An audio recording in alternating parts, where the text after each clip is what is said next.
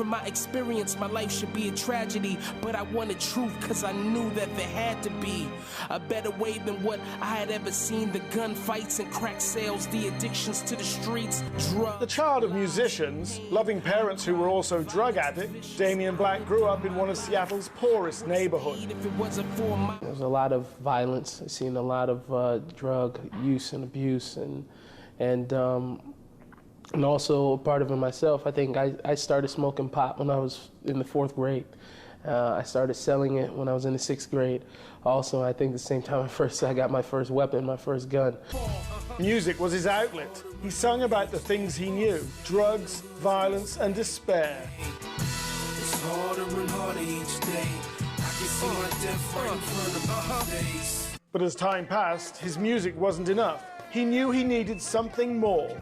I developed like a real serious sense of like, you know, something's happening to me, something's changing. And during that time, I had a lot of questions. And I was like, I'm going to ask these questions. Growing up close to Seattle's Orthodox Jewish neighborhood, he naturally asked questions about Judaism. After those questions, I feel like they're really, really answered in a major way.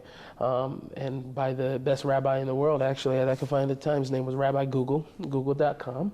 And I went on there. With his newfound faith, he took the name Nissim, meaning miracle, and went back to the recording studio for the first time in several years. Out of those sessions came Chronicles. Joy. Call me Nissim, and you can call me Niece. Call me whatever, but D Black isn't he. I moved on, I'm way gone. He died, trust I was there to see. I wrote Chronicles with the hope that I could maybe have a little bit of self-expression and answer a few questions before they got asked. Nissim's understanding and explanation of why is a work in progress. And as he has embraced Judaism, so the Jewish community has embraced him, finding common cause in his music. I think that the message is still there. It's still the same, a message of hope, a message of growth and inspiration. With greater spiritual contentment, Nissim has also been able to reconcile his present with his past.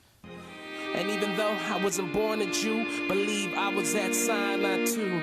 My parents did what they could do with whatever they knew. So if you're listening, I love you too. I just want to be able to inspire people and to make them not only love God. If they can love God, they can love God, but to love themselves, right? The gangster rap style posing is now long gone, and the label of Jewish rapper has given way to that of simply musician. The journey that has seen Damien Black become Nissim is more than just one of religious conversion.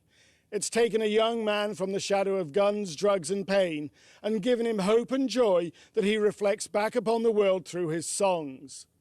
I'm Tim Exton for JN1 in Seattle.